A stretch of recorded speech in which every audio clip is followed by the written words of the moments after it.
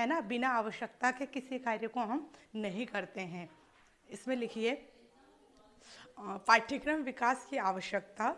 हाँ, देखिए आप सभी, इसमें पाठ्यक्रम विकास के प्रत्यय से स्पष्ट होता है कि प्रचलित पाठ्यक्रम में भविष्य की आवश्यकताओं एवं उद्देश्यों की पूर्ति की दृष्टि से सुधार तथा परिवर्तन किया जाता है। यह कार्य बोर्डों, परिषदों तथा अध्ययन समितियों द्वारा किया जाता है।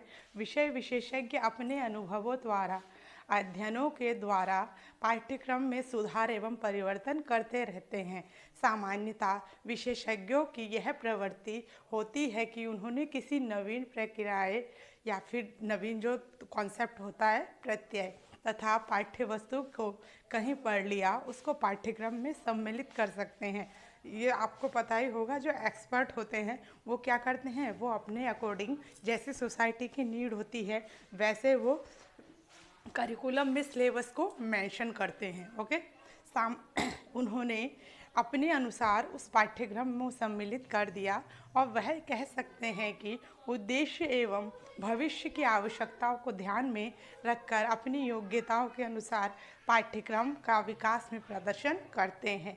छात्रों के अपेक्षित व्यवहार परिवर्तन हेतु पाठ्यक्रम विकास के लिए उसकी आवश्यकता एवं महत्व अति आवश्यक है। इसके महत्व एवं आवश्यकताएं निम्न प्रकार हैं। जो इसके महत्व है ना, वही इसकी आवश्यकताएं हैं।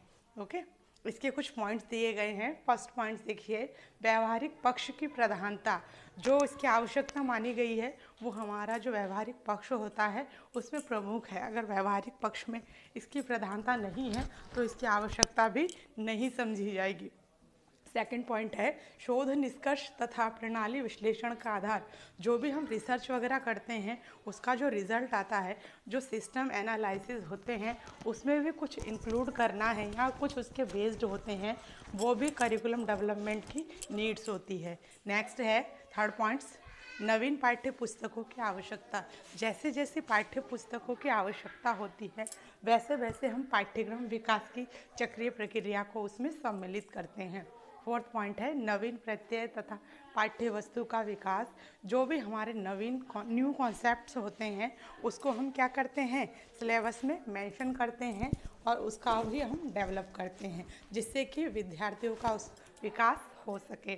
फिफ्थ पॉइंट है अनुभवों एवं विचारों को प्राथमिकता। जो भी हमारे व्यूज़ होते हैं या एक्सपीरियंस होते हैं, थॉट्स होते हैं, उनको पहले प्रायोरिटी दी जाती है। क्योंकि अगर हमारे विचार ब्रॉड होंगे तो हम उस कार्य को सबसे फास्ट में करेंगे। अगर विचार हमारे सीमित होंगे तो उस कार्य को करने में हम असमर्थ नहीं होंगे।